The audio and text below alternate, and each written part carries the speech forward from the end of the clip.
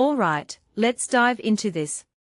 So, the Trump administration is making massive changes to Head Start, right? A program that's been around for decades, helping millions of low-income kids. And suddenly, they are slashing federal rules, like, over 100 pages of regulations gone. That's the headline. But here's what I want to unpack.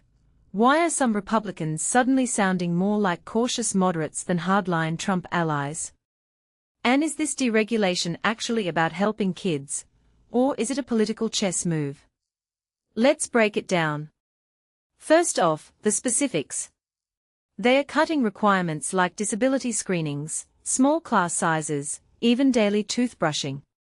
Oh, and they are ditching pay parity for staff and the ban on expelling kids. On paper, this looks like a disaster.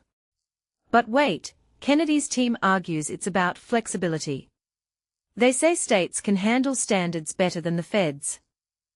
Sounds noble, until you realize the risk. Less oversight could mean less accountability.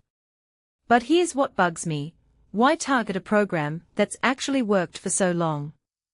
Head Start has its flaws, sure, but it's not like it's failing en masse. So what's the real goal here? Now, the GOP pushback. Senators like Murkowski and Tillis are raising eyebrows. Murkowski's hearing from Alaskan providers worried about chaos. Tillis, who tried state-level reforms before, warns against turning a blind eye.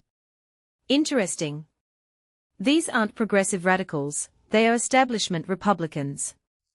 So why are they hesitating? Maybe because they know Head Start's popularity. Even red state voters like it. Messing with it could backfire.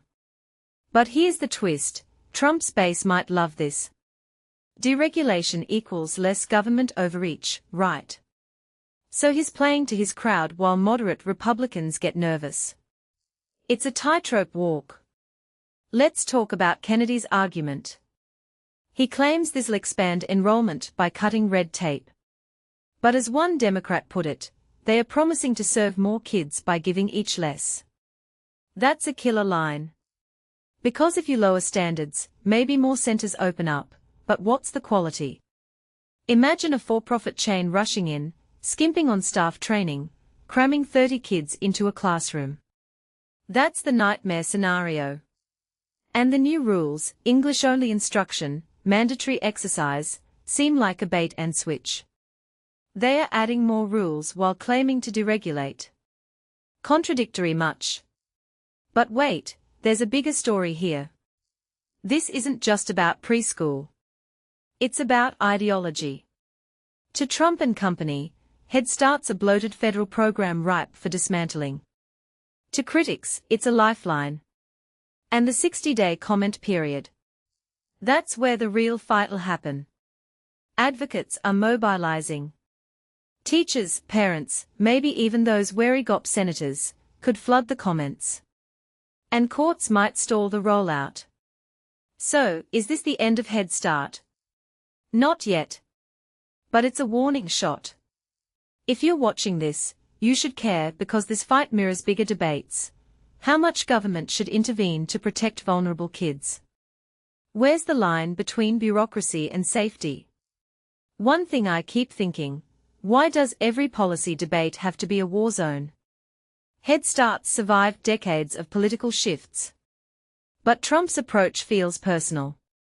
Maybe because he's treating it like a business to streamline, not a social contract. And that's the core issue. This isn't about efficiency. It's about values. So here's my question to you. Can a program designed to lift kids up survive when politics turns it into a battleground? Let me know your take in the comments. And if you're into unpacking the messy intersection of policy and power, hit subscribe. Let's get into it together.